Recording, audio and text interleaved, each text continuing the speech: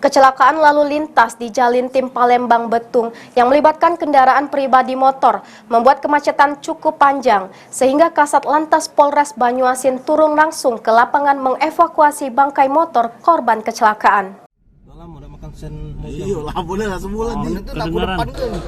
Libur sekolah ternyata membuat volume kendaraan di Jalin Tim Palembang Betung mengalami peningkatan. Akibatnya kerap terjadi kecelakaan pada kendaraan pribadi, seperti yang terjadi pada Selasa pagi, di mana Kasat Lantas Polres Banyuasin ikut melakukan evakuasi bangkai motor korban kecelakaan yang rusak akibat tertabrak mobil.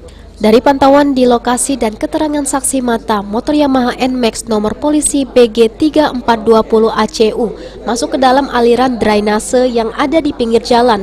Selain itu rusak bagian depan, sedangkan mobil KIA Fiesta nomor polisi BH 1240 mengalami rusak di bagian depan sebelah kanan.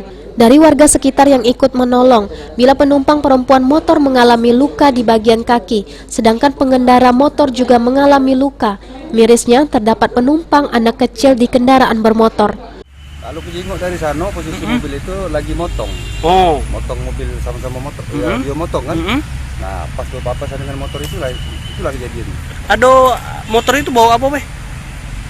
Uang baik, 4 beranak. 4 beranak. Ada anak kecil ya? Ada anak kecil. Langsung dibawa? Langsung dibawa. Sementara itu, Kasat Lantas Polres Banyuasin AKP Riki Mozam kembali mengingatkan kepada pengguna Jalin Tim Palembang Betung untuk berhati-hati dalam memacu kendaraan, lantaran kini jumlah kendaraan di jalan tengah mengalami peningkatan. Memang ada peningkatan sedikit dibandingkan hari-hari sebelumnya, sebelum liburan, didominasi oleh kendaraan-kendaraan pribadi yang berasal dari luar provinsi Sulsel. Nah, himbauan untuk daerah pengguna kendaraan di sini, Pak.